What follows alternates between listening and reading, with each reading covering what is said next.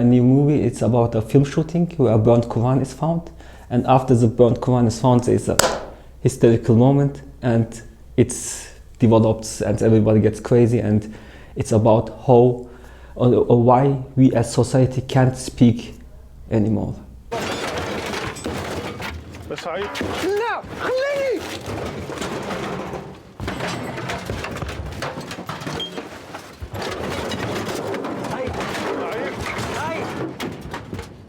سعيد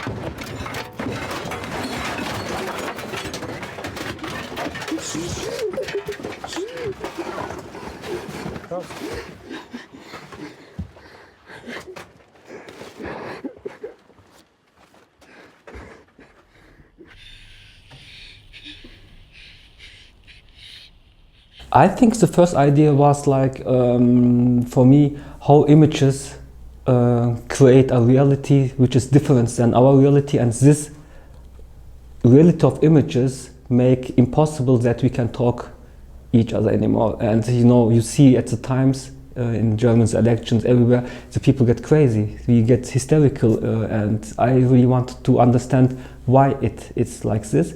And I'm son of immigrants.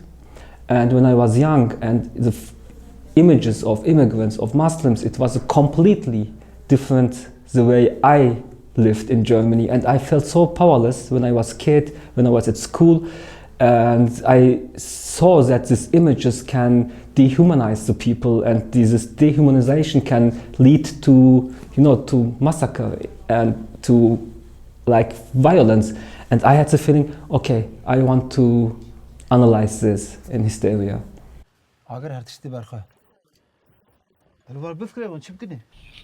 Ja, was sollen wir machen? Weiter. I think first of all, it's not about the burnt Quran, it's about that burnt Quran is a symbol.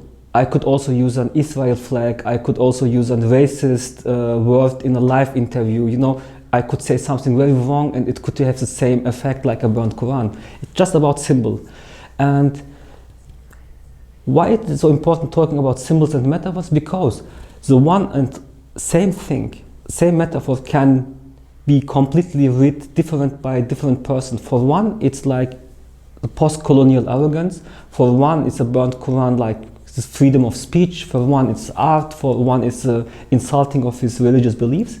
So this symbol, which means different for everyone, makes impossible that they can talk to each other. And this was when I took burnt Quran.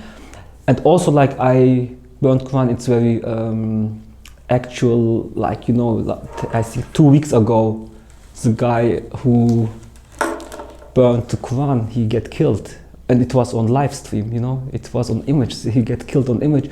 And in our movie, we have footage of Muslims protesting because of the guy's burnt Quran. And he burnt Quran and there was protests and we use the images in the movie. Look, in the movies, he can only be a victim or a terrorist. Don't you think we had enough of victim cliches? I think this movie is different.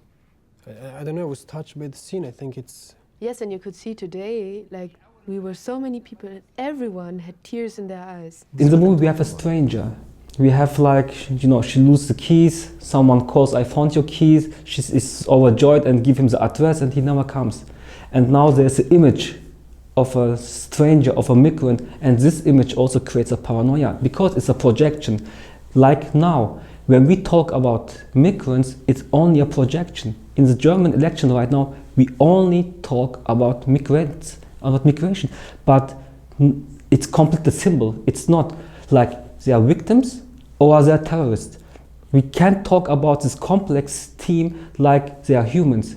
And this way we can't talk, it leads to hysteria. And every week in Germany, in Europe, someone gets killed, the people are feared. My friends talking about to leave Europe, to go back, they start like questioning their European identity right now. Because we can talk about migration as it is.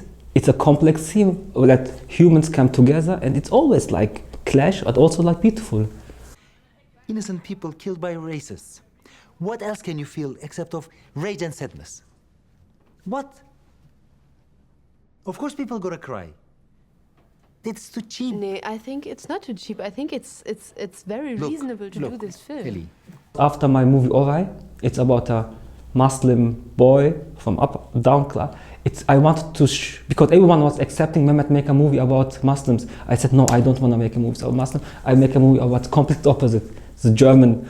And so it was a long process to accept that I want to make a movie about Muslims. And this I have to find a way to handle these expectations, because the people expect from you, but you don't want. But in the one hand, you want.